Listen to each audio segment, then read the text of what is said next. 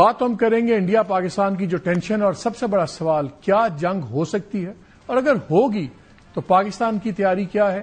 Because اگر آپ دیکھیں تو انڈیا کا سائز اگر آبادی وائز دیکھیں ہم 24 کروڑ ہیں, وہ کوئی 1.4 بلین ہے. اگر آپ اکانومی وائز دیکھیں تو ہماری تقریباً 370 بلین کی ڈالرز کی اکانومی ہے, ان کی 4+ ٹریلین کی اکانومی ہے. فورسز کا آپ موازنہ کریں ان کا سائز ہمارے سے بہت بڑا ہے. بٹ دین ہم نے کوئی اپنا عثمان وہاں نہیں چھوڑا, وہ اپنا ابھینندن چھوڑ کے گئے. ہمارے لاسٹ کلیش میں ہمارے پلین نہیں گرے بلکہ ان کے 2 گرے. ایک تو ان کو ماننا پڑا کیونکہ پائلٹ یہاں پہ تھا, دوسرا ان کا SU-30 بھی ایک انڈیا کے اندر جا کے گرا جس کو وہ بالکل پی گئے اور اپنا بھی انہوں نے ایک ہیلی کاپٹر اڑا دیا جس کے اندر کافی لوگ ان کے مارے گئے. سو اگر اس طرح دیکھا جائے تو ایک ڈفرنٹ چیز ہے. لیکن کیا جنگیں صرف تعداد کے اوپر ہوتی ہیں؟ کیا یہی سب سے میٹر کرتا ہے کہ اور چیزیں بھی ہیں؟ اس پہ بات کریں گے. اور جو واٹر ریکارڈ کی بات ہوئی, جو انڈس واٹر کے اوپر انہوں نے کہا کہ جی ہم اس کو ابھی ابیئنس میں کر رہے ہیں, سسپینڈ کر دیا. ریالٹی میں اس کا مطلب کیا ہے؟ بہت سے لوگ پریشان ہو گئے پاکستان میں اور بہت سے سوالات آئے. میں اس لیے تھوڑا سا انٹرو میں اس پہ ٹچ کرنا چاہتا ہوں پہلے before we come. We have some amazing guest today جن سے ہم بڑی سیریس باتیں ہوں گی کہ انڈس واٹر ٹریٹی. پہلی بات تو یہ ہے کہ بھارت کے پاس اس وقت وہ فزیکل اسٹرکچر بھی نہیں ہے کہ وہ آپ کا پانی ڈائیورٹ کر کے اسٹور کر لے اور پتہ نہیں کیا کر لے. اگر آج ڈیم شروع بھی کرتے ہیں نئے ریزروائر اس نیت سے, اس میں بھی سالہ سال درکار ہے. دوسرا, اگر یہ ٹریٹی ختم ہوتی ہے تو بہت سے نقصانات بھارت کو ہوں گے. اس ٹریٹی کے تحت بھارت کو بہت زیادہ ایکسٹرا مراعات ملی ہوئی ہیں. جو 3 دریا اس کو دے دیے گئے ایوب خان کے زمانے میں, جو اس وقت ٹریٹی کے مطابق اتنی بری ٹریٹی نہیں تھی, وہ ختم ہو جاتی ہے بات. اور ان پہ تمام قوانین وہ لاگو ہو جاتے ہیں جو بین الاقوامی طور پر سیٹلڈ چیزیں ہیں کہ جو اپر ایپیرین ہے. اپر ایپیرین یعنی کہ جو اونچائی پہ ہے اور وہاں سے پانی نیچے کی طرف آتا ہے, تو کچھ ان ایلینیبل رائٹس ہیں. آپ فری فلو نہیں روک سکتے, آپ پانی کو ڈائیورٹ نہیں کر سکتے. تمام چیزیں جن پہ ہم نے ان سے کچھ چیزیں مان لی تھی اس ٹریٹی کے اندر, جس میں ہم نے کہا کہ آپ ڈیمز بنا سکتے ہیں, آپ یہ چیزیں کر سکتے ہیں. 3 دریاؤں کو الٹیمیٹلی ہم نے کہا کہ اس پہ ٹوٹل اختیار آپ کا ہوگا, ہمارا نہیں ہوگا, ہمارا انڈس پہ اور دوسرا ہوگا. یہ ساری چیزیں پھر ختم ہو جاتی ہیں. پھر بھارت میں تمام قوانین لاگو ہو جاتے ہیں. پھر یہ جو پانی ہے یہ گزر ہے ڈسپیوٹڈ ٹیریٹری سے, جو UN کے اندر ڈسپیوٹڈ ٹیریٹری ہے. تو یہ بھارت کی ٹیریٹری بھی نہیں ہے سچ کہ جیسے آپ کہیں کہ یہ کوئی کلکتے سے دریا نکلا ہوا ہے اور ایک انڈسپیوٹڈ بھارتی زمین پہ سے گزر رہا ہے. ایک بہت بڑا ایک نیا ایک پورا پلیتھورا کھل جاتا ہے, ایک پینڈوراز باکس کھل جاتا ہے جو ٹیکنیکل بھی ہے اور جس کے اوپر انٹرنیشنل جو ہے کنونشنز بھی ہیں اور سیٹلڈ رولز بھی ہیں.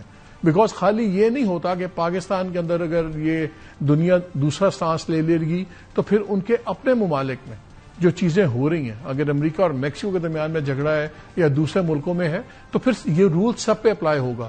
تو اس لیے بہت سے لوگ پوچھتے تھے ہمیں کتنا پریشان ہونا چاہیے. میں کہا پریشان مت ہوں, یہ ایک بہت بڑی بات انہوں نے ڈرامہ کیا ہوا ہے, لیکن یہ ٹیکنیکلی نہیں ہے. یہ ان کی عام پبلک کو دکھانے کے لیے, دیکھیں ہم پاکستان کا پانی بند کر دیں گے, ہم بنجر کر دیں گے. یہ اتنی سمپل چیز نہیں ہے جتنے لوگ سمجھتے ہیں. فوج کے اوپر آ جاتے ہیں. لیکن پہلے میں اس پہ جانے سے پہلے ایک چھوٹی سی بریکنگ آپ سے نیوز شیئر کر دوں.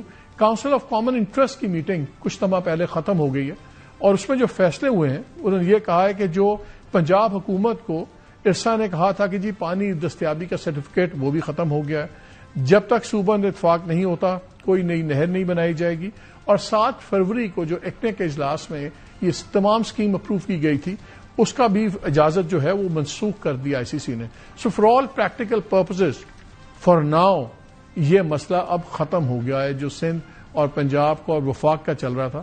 اور یہ لیکن آپ کو میں نے کچھ جب شروع ہوا تھا تبھی بتا دیا تھا کہ ایک فیس سیونگ دے دی جائے گی. یہ سندھ جو ہے وہاں پہ بہت زیادہ ماحول گرم ہو گیا ہے اور وہاں کی گورنمنٹ بھی یہ کہتی ہے کہ جی ہم الٹے سیدھے کھڑے ہو جائیں, لوگ نہیں سنیں گے. تو یہ بات 5-6 ماہ کے لیے ٹال دی گئی ہے. ابھی یہ جب اتفاق ہوگا تو پھر چلے گا, لیکن یقین مانیں یہ بنے گی. اب یہ ہے کہ کتنے عرصے میں بنے گی وہ بات کی بات ہے. یہ تو تھی بریکنگ نیوز. اب آ جاتے ہیں واپس اسی سبجیکٹ جو ہم بات کر رہے ہیں. کچھ فگرز میں آپ سے شیئر کرنا چاہتا ہوں. ایک سپری کی رپورٹ ہے, اس پہ بڑی انٹرسٹنگ فیکٹس کچھ شیئر ہوتے ہیں.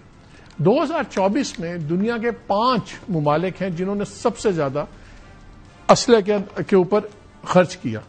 یہ تھے امریکہ, چائنا, رشیا, جرمنی اور انڈیا.